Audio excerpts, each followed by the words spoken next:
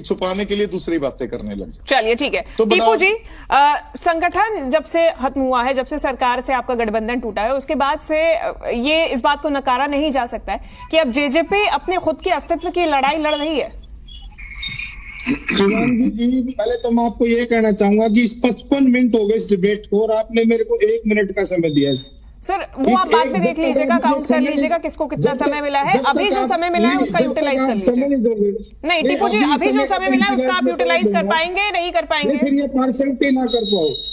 मैंने भारतीय जनता पार्टी के जो प्रवक्ता ने कृष्ण डूल जी ने कहा कि जेजेपी के ऊपर सवाल खड़ा करे, मैं इनको ये बताऊंगा कि इनके सिटिंग एमपी भी भारतीय जनता पार्टी को छोड़ करके गए और अब जो हम कह रहे हैं कि सरकार अब सही नहीं चल रही है, बिल्कुल अब सही कह रहे हैं। और आप एक चीज देख लीजिए, सरसों की पेमेंट नहीं हुई, 26 दिन हो गए और 20 दिन से जो गेहूं की भी पेमेंट नहीं हुई। आज 40% अनाज मंडी में पड़ा हुआ है और किस प्रकार भारतीय जनता पार्टी के प्रवक्ता जेजेपी पर सवाल खड़ा कर रहा है।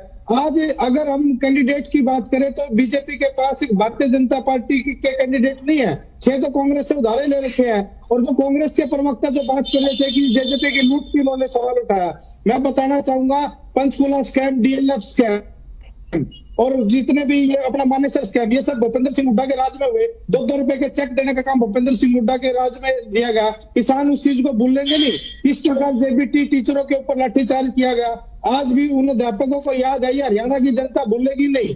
मैं आपको बताना चाहता हूँ, लोकसभा का चुनाव चल रहा है, करनाल लोकसभा का जिक्र हुआ, बुद्धि राजा का इन्होंने जिक्र किया। क्या करनाल लोकसभा क्षेत्र में कांग्रेस के पास कोई भी योग्य उम्मीदवार नहीं था? क्यों बाहर से उम्मीदवार उतारने की जरूरत पड़ी और क्यों डम्मी कैंडिडेट मुख्यमंत्री के खिलाफ खड़ा किया? ये साफ जाहिरा जनता में इस बात की चर्चा है। भूपेंद्र सिंह हुड्डा ने सेटल करके मनोहर लाल खट्टर के साथ करनाल की सीट दी है।